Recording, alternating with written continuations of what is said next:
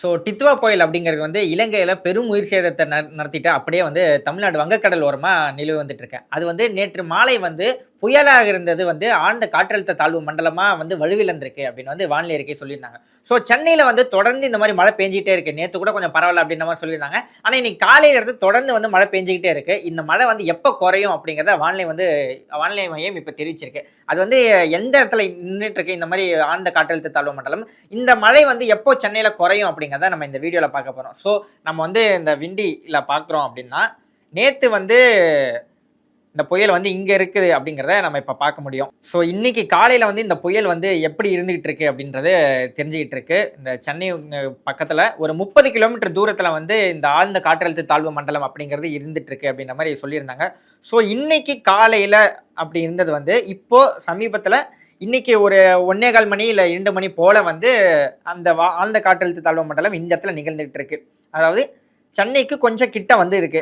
அது வந்து நாளைக்கு எங்க போகும் அப்படின்னு பார்த்தோம்னா, அப்படியே கொஞ்சம் கொஞ்சமா அந்த ஆழ்ந்த காற்றழுத்த தாழ்வு மண்டலம் கொஞ்சம் கொஞ்சமா வலுவிழந்து, கொஞ்சம் வேகமா வேக குறைவால அப்படியே ஆந்திராவுல தெற்கு பகுதியில இருக்கிற நெல்லூர் பக்கத்துல வந்து இது வந்து கரைய கடக்கும் அப்படின்ற மாரி சொல்லியிருக்காங்க. ஸோ அந்த நெல்லூர் பக்கம் கரைய கடக்கும்போது கிட்டத்தட்ட நாளைக்கு இரவு அதாவது கரெக்ட்டா டியூஸ்டே நைட்டு இல்லன்னா வெட்னஸ்டே அதிகாலை காலையில 3:30 மணிக்கு வந்து அந்த ஆழ்ந்த காற்றழுத்த தாழ்வு மண்டலம் அப்படியே வந்து நெல்லூர் பக்கமா இந்த கரைய கடக்கும் அப்படின்ற மாரி சொல்லியிருக்காங்க.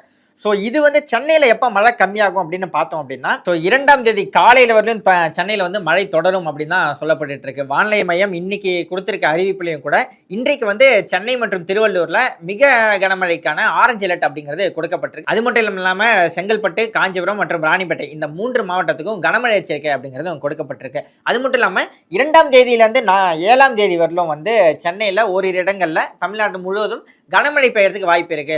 இடிமின்னலுடன் கூடிய கனமழை பெய்யறதுக்கு வாய்ப்பு இருக்கு அப்படின்ற மாரி தான் சொல்லியிருக்காங்க. ஸோ சென்னை வாசிகள் வந்து ரொம்ப கவலைப்பட வேணாம். இன்னைக்கு நைட்டு இல்லன்னா நாளைக்கு காலையில போல இந்த மழை அப்படிங்கிறது நின்னுடும் அப்படிங்கிறது தான் வானிலை மையமோட தகவலா இருந்துட்டு இருக்கு. அது மட்டும் இல்லாம இன்னைக்கு வந்து வெப்பநிலை எந்த அளவுக்கு இருக்கு அப்படின்னு பார்த்தோம்னா, இன்னைக்கு வந்து வெப்பநிலை 22 டிகிரிலேருந்து 24 டிகிரி அதாவது ரொம்ப குளிர்ச்சியான சூழல் தான் நிலவிட்டு இருக்கு அப்படின்னு சொல்லிட்டு இருக்காங்க. நாளைக்கு வந்து இதே வெப்பம் வந்து 24 டிகிரிலேருந்து 29 டிகிரியா மாறக்கூடும். அதாவது கொஞ்சம் வந்து வெப்பம் அதிகரிக்கும் அப்படின்ற மாரி சொல்லியிருக்காங்க. ஸோ சென்னை மக்களுக்கு கொஞ்சம் ஹாப்பியான நியூஸா இருந்துட்டு இருக்கு. அது மட்டும் இல்லாம இலங்கையில இந்த புயல் வந்து பெரும் சேதத்த உருவாக்கி கிட்டத்தட்ட 300 பேருக்கு மேல காணாம போயிருக்காங்க அப்படின்ற மாரி சொல்லியிருக்காங்க. கிட்டத்தட்ட 200 பேருக்கு கிட்ட உயிரிழந்திருக்காங்க அப்படின்ற மாரி சொல்லியிருக்காங்க. அதோடைய அதிபர் கூட இன்றைக்கு அறிவிச்சிருக்காரு.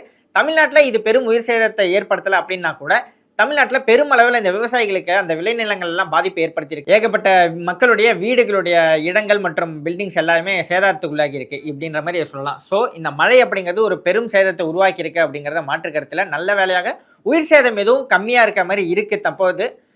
இது வந்து எந்த அளவுக்கு பாதிப்பை ஏற்படுத்தியிருக்கு அப்படிங்கிறத பொறுமையா தமிழ்நாடு அரசோ இல்ல மத்திய அரசுல இருந்து ஏதாவது ஒரு குழு வந்து ஆராய்ச்சி செஞ்சாங்க அப்படின்னா, இது வந்து தமிழ்நாட்டுல எந்த அளவுக்கு ஒரு சேதத்தை ஏற்படுத்தியிருக்கு அப்படிங்கிறத நமக்கு பொறுமையா தெரிய வரும். பெரும் உயிர் சேதம் இல்லன்னா கூட பெரும் பாதிப்பை ஏற்படுத்தியிருக்கு அப்படின்னு தான் இப்போது வரையும் கணிக்கப்படுது. அது மட்டும் இல்லாம நெறைய பேர் வந்து சொல்லிட்டு இருக்காங்க, சென்னைக்கு மட்டும் தான் மழை அப்படின்னா பல பேர் கண்டுக்கிறாங்க.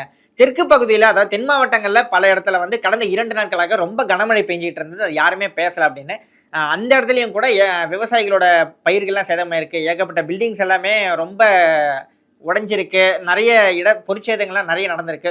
ஸோ அந்த இடத்துலலாம் என்ன பாதிப்பு அப்படிங்கிறத பொறுமையா நம்ம வந்து தமிழ்நாடு அரசு வந்து அத பார்ப்பாங்க அப்படின்னு சொல்லப்பட்டிருக்கு. அவங்க வந்து எந்த வகையில உரிய நடவடிக்கை எடுப்பாங்க அப்படின்னு பொறுத்திருந்து தான் பார்க்கணும். ஸோ அவங்க வந்து ஒரு குழு அமைச்சோ, இல்ல ஆட்சியர் மூலியமாக கண்காணிச்சு என்னென்ன பாதிப்புகள் ஏற்படுத்தியிருக்காங்க அப்படிங்கிறத பொறுமையா தான் பார்க்கணும். ஸோ இதுக்கு வந்து வழக்கம் போல மத்திய அரசுகிட்ட மாநில அரசு நிதி அப்படிங்கிறத கேட்பாங்க. ஒரு இழப்பீடு தொகை அப்படிங்கிறத கேட்பாங்க. அவங்க எந்த அளவுக்கு விடுவிக்கிறாங்க அப்படிங்கிறத நம்ம பொறுத்திருந்து தான் பார்க்கணும். ஸோ இந்த டித்வா புயலோட பாதிப்பு வந்து உங்க பகுதியில் எப்படிலாம் இருக்கு அப்படிங்கிறத கமெண்ட் செக்ஷன்ல சொல்லுங்க. இல்ல வேற ஏதாவது நீங்க சொல்லணும் அப்படின்னா கூட நம்ம கமெண்ட் செக்ஷன்ல சொல்லுங்க.